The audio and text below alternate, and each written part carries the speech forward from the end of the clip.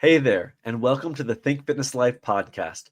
We're fueled by the incredible clients who inspire us every day, allowing us to elevate their health and fitness journeys. On this show, you'll gain valuable insights from top professionals, hear inspiring transformation stories, and discover the knowledge and motivation to create your own best life. Let's dive in.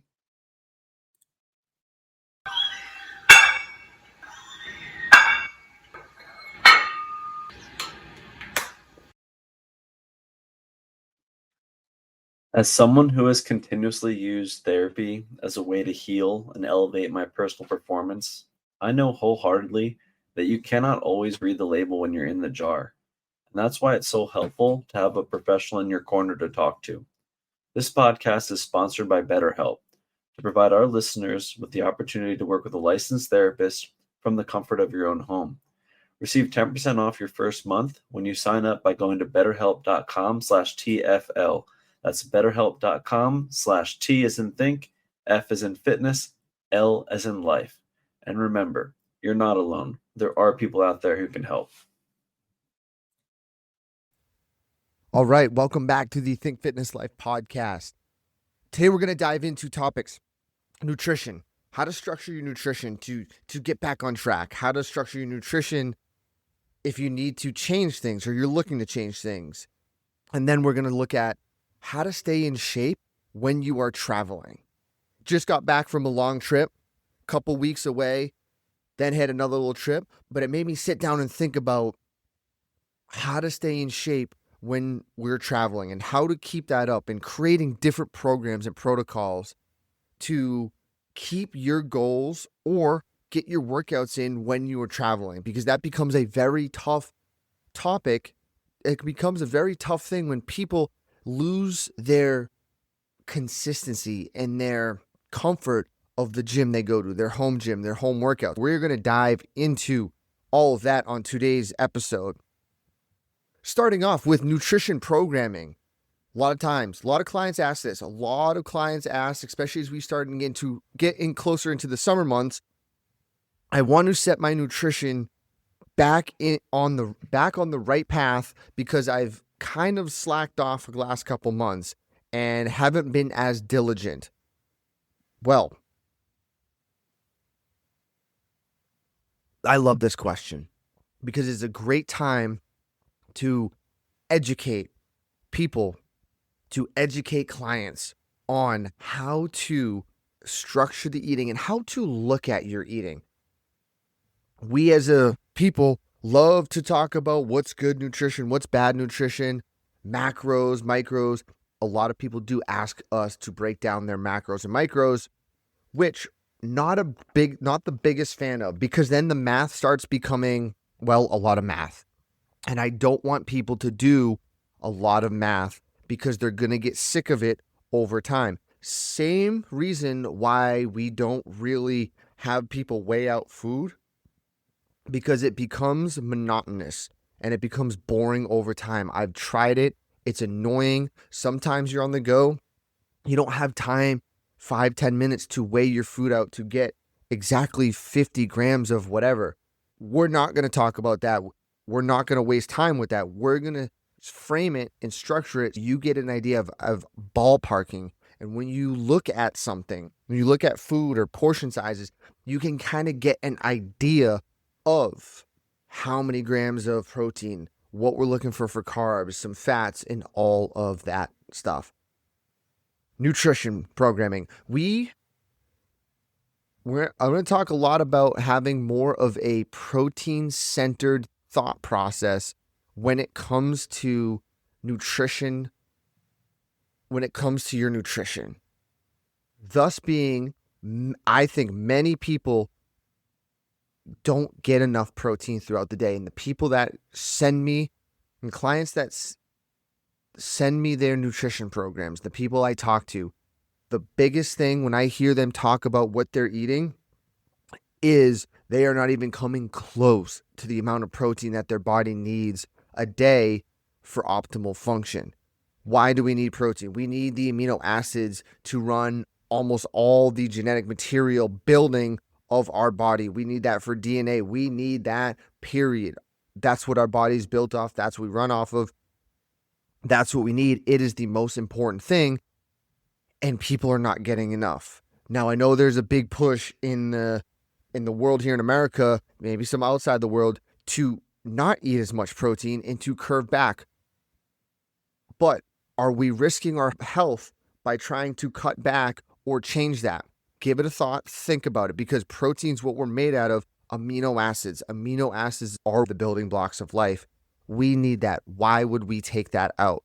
It is one of the things over the years that we humans have survived off of. Why all of a sudden is there a push to not eat as much or take it out? We'll leave you with maybe that thought of how to look at your own health. But that decrease of protein intake is leading to an increase of overeating carbohydrates and fats. As we take out protein, our body has a target protein goal that it wants to hit every single day. As we start to take out protein and eat less, the body still needs to hit that target. What the body will do is it's going to search for food sources with protein in it, and it's going to overeat it. And studies have shown that here in America, when you lower protein, the body consumes 13% more calories to make up for that, to hit that target, thus leading to a caloric surplus and weight gain. 13% more calories. That's going to be a lot, and that's going to be food, carbohydrates, and fats. A lot of the time, it's going to be ultra-processed food that people are eating and overeating to get protein. And in those foods, there's not a lot of protein. Carbohydrates and fats, not a lot of protein in those. You're going to have to eat more to get more protein. A good example of that is peanut butter or nut butter. People always get confused on this, think, okay, I have nut butter, peanut butter. This is a good protein source. No, it's not. The majority of nut butter calories comes from fat. Therefore, it makes it more of a fat than a protein. Yes, it does have 7 grams of protein per serving, but there's way more calories coming from fat than there is protein. In order to get the amount of protein that your body would need in a meal or serving, you're going to overeat that nut butter. Nut butter has a lot of calories per 2 tablespoons, which is a serving. You're going to start intaking a lot of calories. Fat is 9 calories per gram. Protein is 4 calories per gram. Same with carbohydrates. This is where people can get they can get screwed from nutrition because they think they're eating healthy when they're eating, nut butter for protein, but they have to overeat the nut butter to get the protein, which is leading to excess calories. Now, I'm not saying nut butters are the worst thing to eat. It's a good source of fat. It's a semi source of protein, but I'm not going to chalk that up on my daily calculations of protein as, this is a protein. Protein sources are going to be sources that are mainly protein: meat, eggs, chicken, steak, fish. I even consider Greek yogurt protein. Yeah, it has a little bit of fat, but it does have a good amount of protein in it. I add that as my protein source because majority of some of these foods is protein. Yes, you're going to get some carbohydrates and fats from them, but that's what we want. We want whole foods that contain all 3 macronutrients because that's how our body functions. That's what our body needs, those other macronutrients to help digestion, to help pull these things into the cell and signal the body to go to work in a good way. Protein-centered mindset thinking first. What we to coach is 1 gram per body weight pound. It will seem a lot of protein at first. This is by design. To make sure your body's getting enough protein to drive all metabolic processes, growing processes, all cellular function that we need to drive. Secondly, focusing on eating that much protein is going to decrease your caloric intake throughout the day and going from what you're used to eating to decreasing. Yes, you might be actually think you're you actually might feel you're eating more because you're eating more protein, but in the long run, you're actually going to be eating less calories. Many people think that a steak or a piece of chicken is high in calories. It's not. When we're talking about a 6-ounce piece of chicken or a 6-ounce piece of steak, we might be talking 150 calories to maybe 400 calories.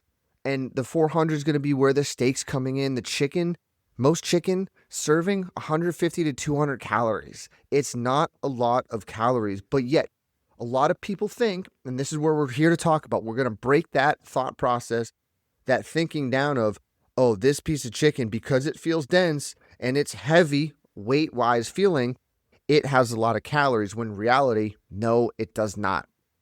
Protein is the best because when you eat it, you're also going to get thermogenesis. It's going to take and consume a percentage, maybe up to 10%. It's going to take calories to burn that protein and to digest it into the body. Bang for your buck here on proteins. Low in calories, going to drive thermogenesis. You're going to use calories to absorb it. And when you do absorb it, your body's going to use all those amino acids. And if it doesn't use them, it's just going to excrete them out. You are going to pee it out into your toilet. There's been studies showing that people have gone up to 300 grams of protein per day, and the result outcome is they gain lean body mass. Now, that we are not saying to eat 300 grams of protein a day unless you are 300 pounds. That is just showing that you can eat in excess of your body weight in protein, and all that came out is they increased lean body mass. So those results show it's a win-win to eat protein, and you can eat a lot of it and not worry about it turning into fat or being stored as fat, because the body is just going to mainly excrete it out and get rid of it.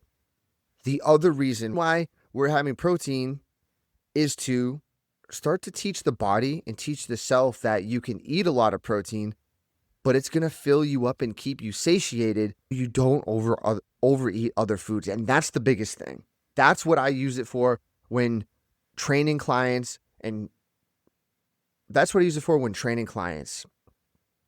We're using that protein. I'm going to leverage their thinking of protein. They focus on eating more protein. They are going to feel full, and they're not going to eat other ultra-processed garbage foods or overeat other foods. When you see their plates, it might be 1 or 2 servings of protein, depending on who the person is, a serving of carbohydrates, and a boatload of vegetables on the plate. That is going to be what we're going to look at every single meal. Breakfast, lunch, and dinner. If you have snacks in between, I love protein shakes, Greek yogurt with fruit in it, or salad, protein shake, fruit protein shake. It's the same concept through every time we eat.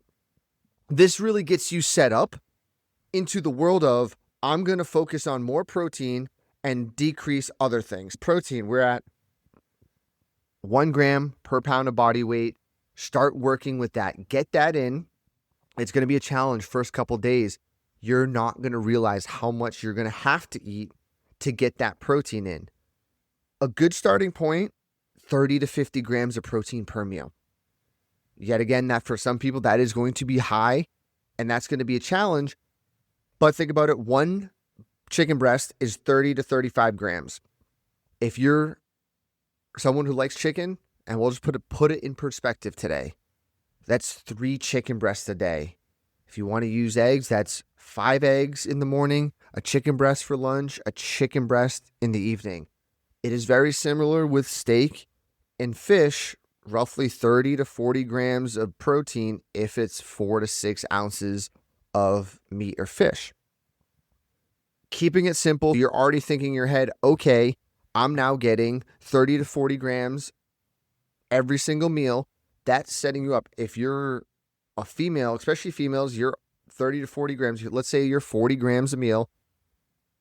You're at 120 grams. That is a great place to start. Then you can also, and this is just using the meat.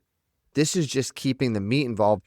We're not thinking about but they're still there. You might get some protein from the vegetables and carbohydrates you eat. That's going to add in. It's not going to add a lot, but it's going to add to the total. Good starting point there.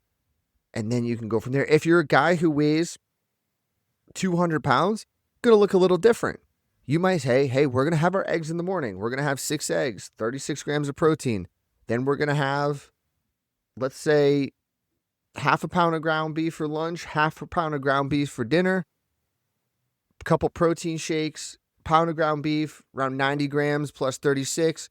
We're into our 130s. Plus, if you do double scoop protein, plus 50, we're at close to 180. You might have some Greek yogurt at the end of the day to get to that close to 200 grams of pure protein, plus other things you're eating. You're going to be right there at that 200 grams of protein, and it's quite simple. If it does feel tough to get that protein in, you are doing whole sources, and we know and respect that people's days get busy. That's why we do advocate for protein shakes. They are simple, easy on the go, and they help you get those in when you need. We'll talk a little bit more about protein shakes when traveling too, because that's a big thing and it's easy to get the protein in while you're traveling, but also in a day-to-day life. My day's very busy too. I don't have time to sit down and eat 4 to 5 meals. I need to use shakes when I'm training clients or in between clients really quick on the go. That is the go-to thing. That is something that's simple and easy. When in doubt, use 2 scoops. Most protein shakes, they are 25 grams, 20 to 25 per scoop. Double scoop it, fill that protein shaker, and you have 50 grams of protein right there. When you drink that, and you may drink that and have a banana, drink that, have some berries, that's going to fill you up and keep you full till your next meal. But the goal is to keep you not hungry and not wanting to snack.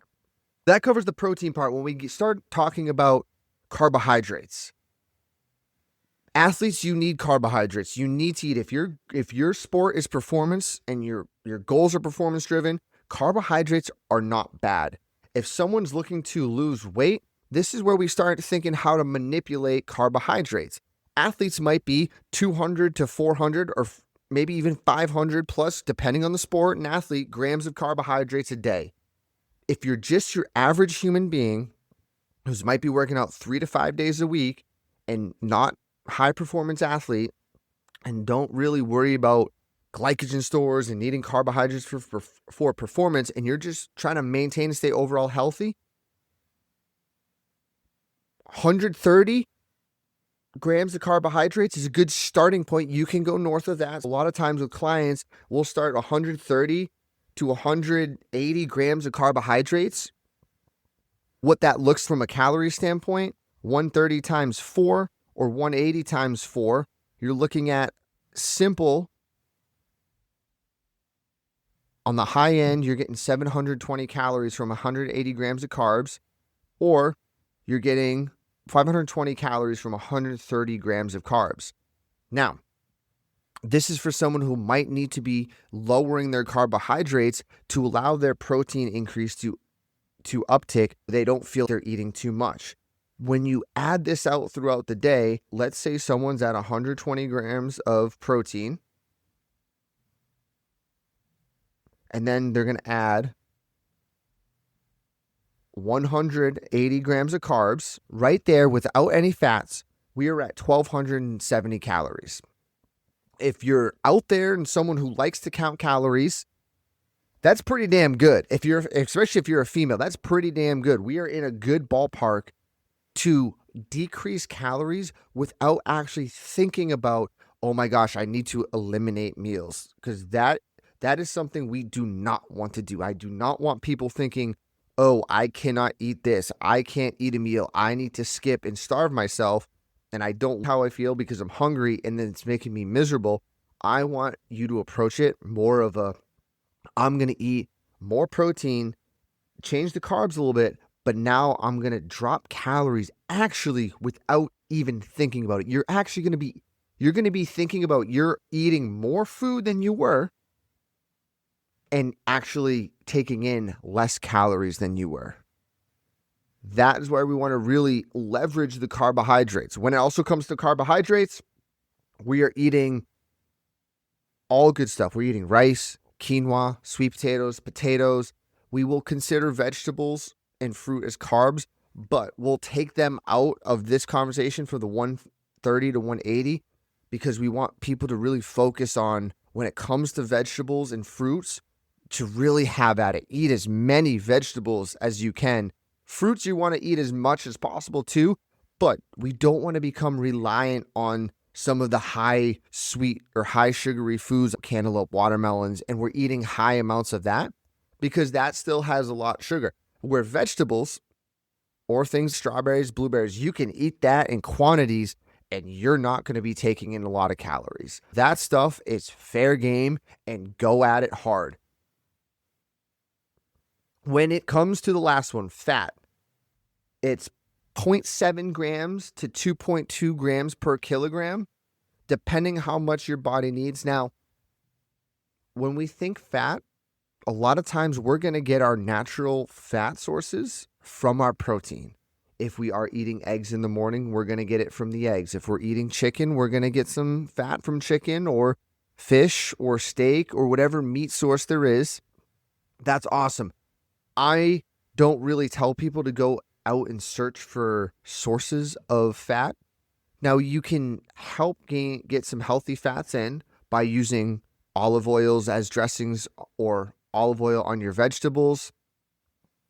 Stuff that, and adding some nuts or having some nuts throughout the day, that's okay. But it's not looking at really driving high levels of fat. We talked about earlier, high levels of nut butter.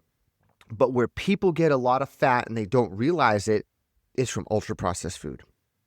When they're eating chips, when they're eating these granola bars and these packaged foods that might seem to be healthy, but in reality, they're stacked with fats, saturated fats to taste good, and they're saturated with sugars. You will keep eating it.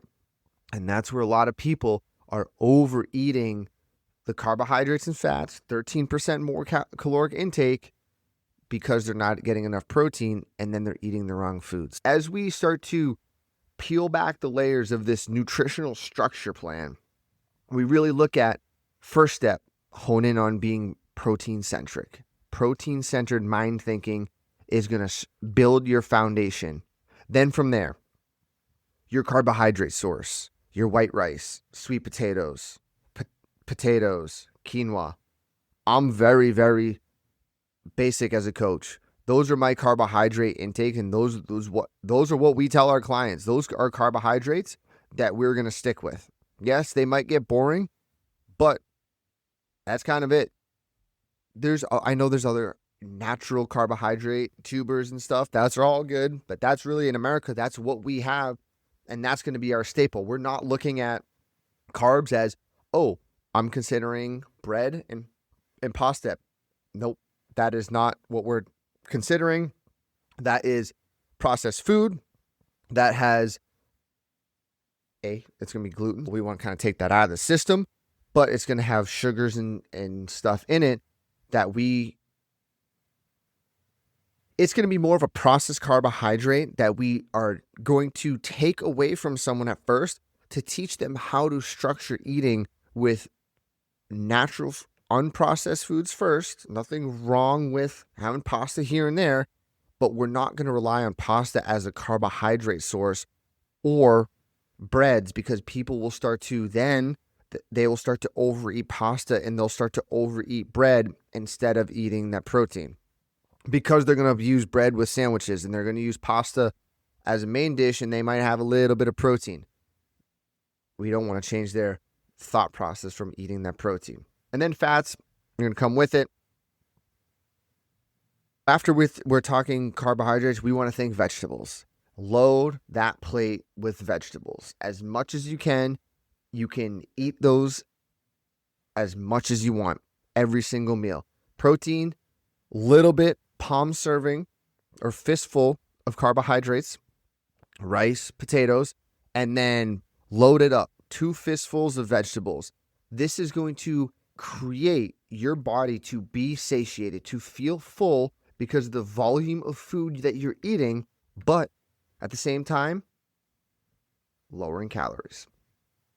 That's nutrition plan for someone getting back on track. Protein minded, protein centered first.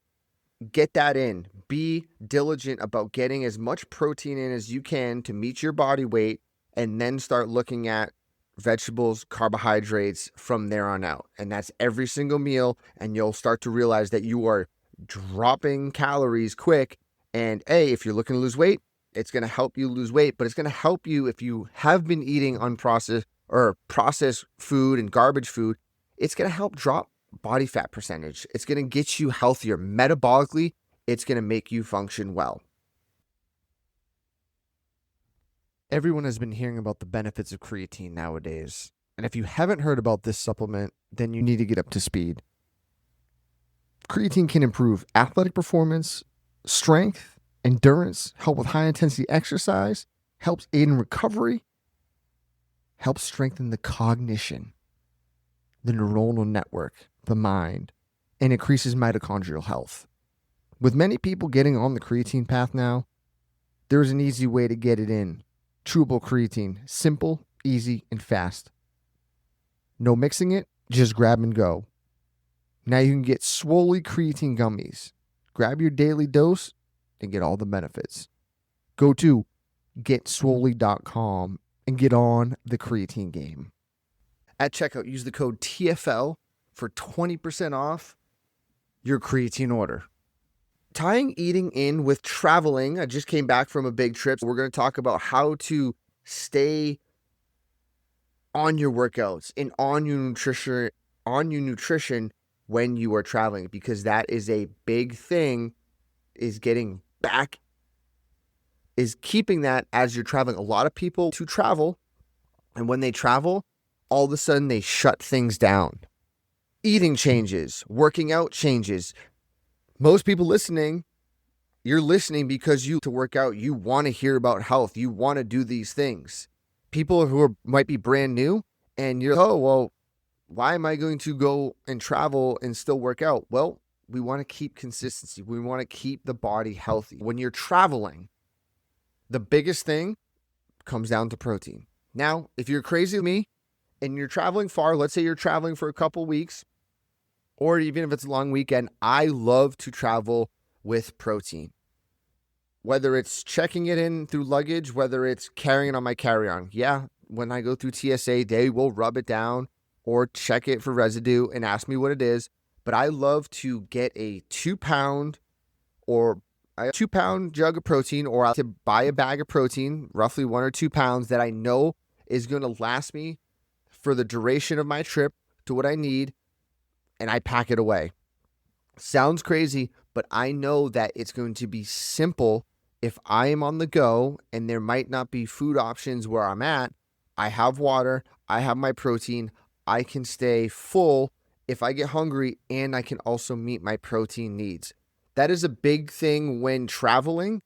Always when I'm going out, looking at the menu, looking for foods, okay, how can I maximize my protein, still enjoy delicious food, but also still get enough calories in to maintain my goals. For someone like me who's looking to increase muscle mass and maintain, I need to eat a lot. When I travel, sometimes eating the amount of food I do eat when I'm at home is difficult.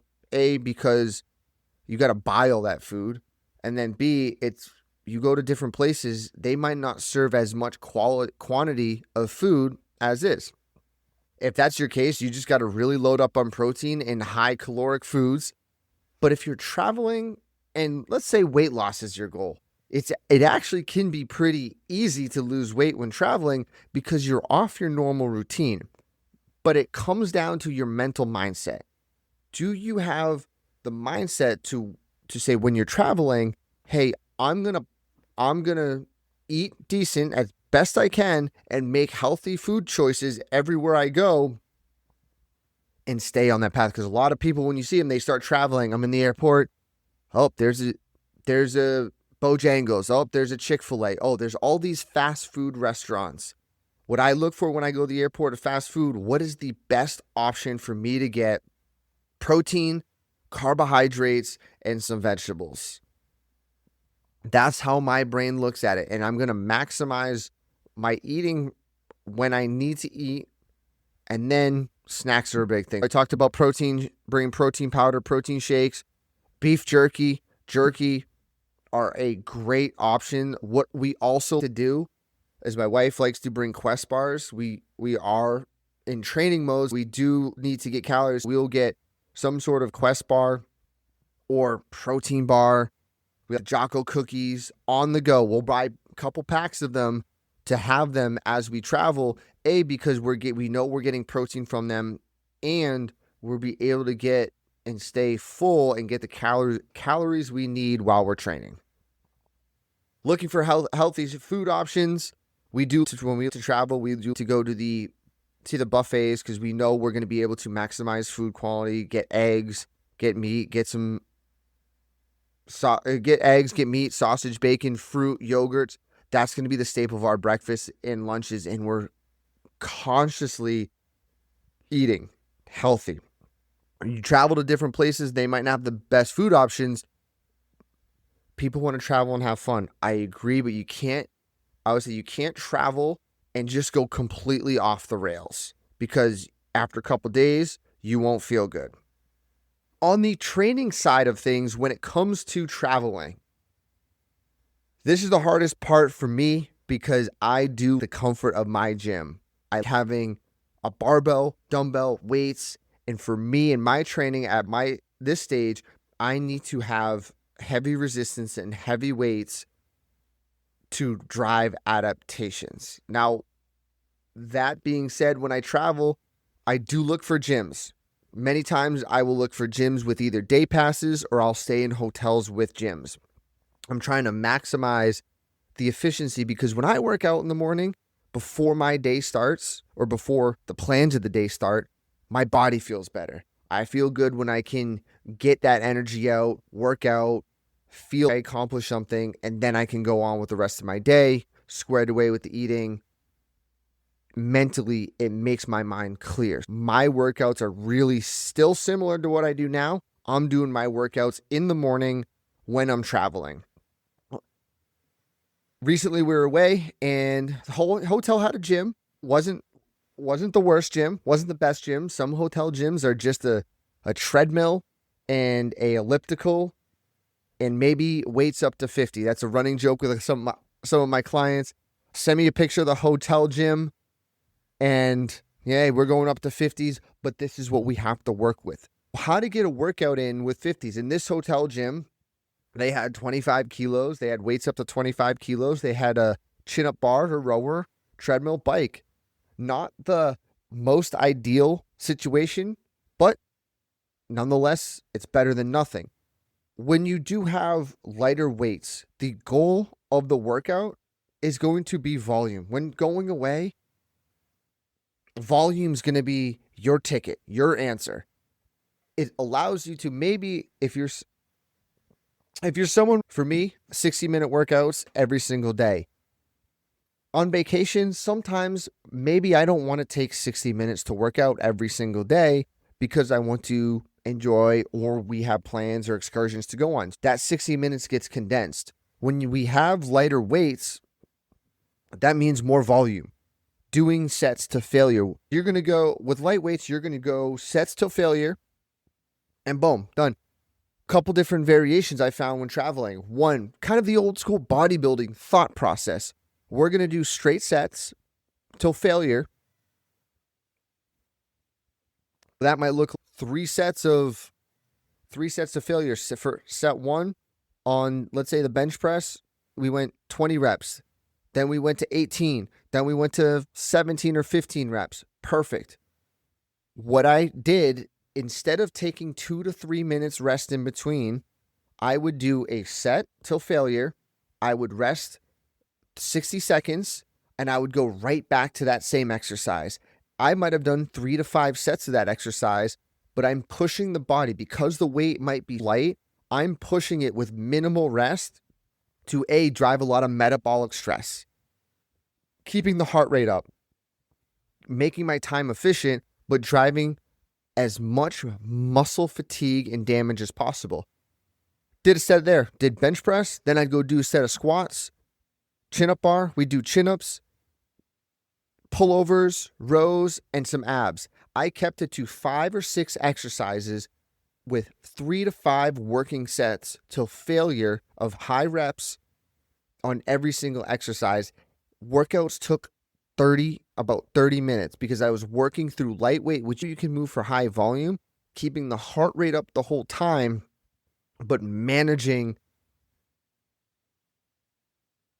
the heart rate up the whole time and just pushing overall total fatigue. Upper body, lower body, upper body, lower body. Most times my workout is supersets, and I use more of an athlete day. I did a lot of jumping variation and plyometrics. We did body weight jumps. On the jumping, I did not go to failure. I'm more using 10 to 15 reps of the jumps, resting it and moving to another jump. I'm using this as more of a plyometric heart rate VO2 max day. Body weight jumps into plyo push-ups, into broad jumps, into kettlebell swings. And I ran that circuit 5-6 times. Then I did some other jumping stuff, keeping the heart rate up the whole time. Yet again, 30 minutes, but we're really making these workouts really efficient and driving overall fatigue. Those are a couple options when you do travel and you might not have the best gym available. And if you don't have any gym, it just becomes body weight exercises. That's when I will refer back to my variation on the first workout of straight working sets with minimal rest in between. You might do push-ups, 20 push-ups, and I want you to pause, not even rest for time. You're going to breathe for 20 breaths. Once you have 20 breaths, go another set of push-ups. Breathe another 20 breaths. Another set of push-ups. Breathe another 20 breaths. We're going to keep that conditioning high. We're going to keep that fatigue high, the metabolic acidosis high, that burn high. You get a demand, great workout, not a lot of time, but you can really stress the body. People who are very well trained or have many years of training, body weight workouts can be tough because you need to accumulate a lot of fatigue to drive an adaptation. Someone who's very new to working out, body weight exercises and circuits are going to be great. That's where I like to condense it to 10, 20 breaths in between, get another set in the same exercise. I have found personally that when it comes to body weight, I don't to superset because then I don't feel I get enough out of it because I want to drive high amounts of fatigue because I don't that feeling, but understand that that feeling needs to be there and needs to be driven. When traveling, if you can't find a gym, you're running straight sets, breathing, 20 breaths in between, 5 to 6 exercises, 30 minutes. Awesome. If you got some weights, use light weights till failure and keep consistent. Even if you're normally working out 5 days a week and on travel, you're going down to 3, that's fine. Drive as much fatigue as you can in the workout to make you feel where you want to be. If you're a cardio person and you hit the treadmill, go for your runs, go for your sprint intervals. Drive the body into a fatigue moment so you feel good enough that that was a good workout in the condensed time. As really when it comes to short workouts, 20, 30 minutes, my philosophy is just push the body as hard as it can to get a training feeling and adaptation. You're going to get an adaptation. We know that.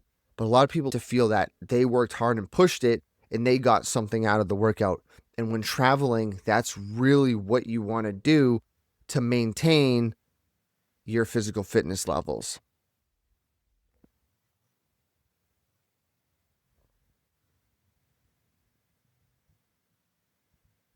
That is the overview. When you're traveling, as hard as it is, find a gym. Go find those light dumbbells, work out hard, push it to complete failure, fatigue, get that heart rate up, get a good sweat on, because it's also going to very much help you with fine tuning and get you on your routine of travel and keeping you on your routine. One big thing that I like to keep when I travel is my routine of nutrition and routine of travel, because if not, I start to feel I get off that routine. Not saying that it's harder to get back on schedule. I just don't the way my body feels when I don't have my routine. My body feels good when I have been working out, and I will find any avenue when I travel to get a workout in, whether it's in the hotel room, hotel gym, or if you go find gyms out in the area. One last thing I do want to mention is a lot of gyms, when I travel, I will go find gyms and I'll sign up. A lot of gyms have free day passes as trials. Go out there and ask them to sign up for the trial pass. Sign up online, go to the front desk, say, hey, I signed up for a trial pass, and they'll let you in. Thing is, don't tell them that you don't live in the area. That's kind of my cheat code. Because if you tell them they live in the area, they're going to try to sell you a membership. If you tell them you don't live in the area, they know you're just there to use the gym. But if not, they think you're going to be a future member. They're going to give you that day pass. They're going to let you go in. They want to show you the gym. They want you to sign up. I do it all the time, and it works the charm. If not, sometimes you got to go to gyms and you find a day pass, $5 to $10 for a couple days. A couple days when traveling, I will utilize this to get my strength training in, to get my workouts in, because I do have certain lifts, certain workouts when I'm away that makes my body feel good. To review today, we went over nutrition planning. We went over travel, how to manage your travel from a nutrition intake standpoint, eating standpoint, and your workouts. When you are traveling, keep your workouts consistent. Keep your goals in mind and push your body, because people working out, they're working out to feel good. They want that workout to kick their ass. They feel accomplished and feel good. I totally get it. I'm the same exact person. I want to drive my weight goals and numbers on the bar. I want to feel good after a good workout. Traveling does not need to stop your workouts. It doesn't need to stop that. Wake up, get a good workout in the morning. If there's downtime on the travel, keep that working out going. Feed the body with protein. When you're traveling, think protein more than anything. Get more protein in than you're used to. And sometimes with traveling, what happens is, because you're eating different and you might be on the move more, you might actually feel and find that you're going to lose some weight coming back because you've changed your behaviors. If that's the case and it's a good thing, keep those behaviors. You've eaten less snacks. You've eaten more full meals. Keep that going. Keep that driving. And until next time, this is Coach Eric, Think Fitness Life. Matt Gluckman and Eric Menchie here from Think Fitness Life. Our entire careers have been dedicated to fitness, particularly how the mind helps the body. We've been around gyms and nutrition strategies for 25 plus years collectively, and nothing harms or helps better than your own mind, untrained or trained. Pushing beyond your limits, overcoming whatever's thrown your way, and making the decision to show up day in and day out as a lifestyle takes more soul than sand. And what I mean by that is when you can get your mindset and heart leading you consistently in the direction of your goals and dreams, well, it's just a matter of time before you have the performance, physique, or quality of life you're yearning for.